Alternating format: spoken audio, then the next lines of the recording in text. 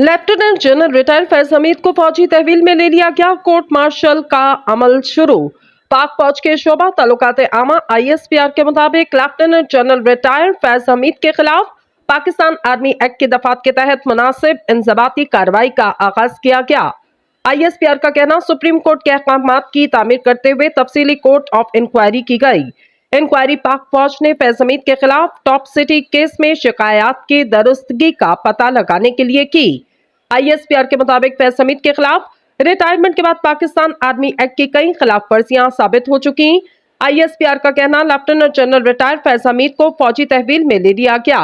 उनके खिलाफ field general court martial का अमल शुरू कर दिया गया। चल रहे गुज़िश्ता दिनों इंटर सर्विसेज इंटेलिजेंस ISI के साबिक director general DG lieutenant general retire Faiz Hamid के खिलाफ इंक्वायरी शुरू की गई। अफवाज पाकिस्तान ने निजी हाउसिंग सोसाइटी के मालिक की दरख्वास्त पर इंक्वायरी कमेटी बनाई। वाज़ेह रहे, army chief general Asim Munir की तैनाती के बाद 29 नवंबर 2022 को लेफ्टिनेंट जनरल फैज हमीद ने कबल अस वक्त रिटायरमेंट ली। वो उस वक्त कोर कमांडर बहावलपुर तैनात थे।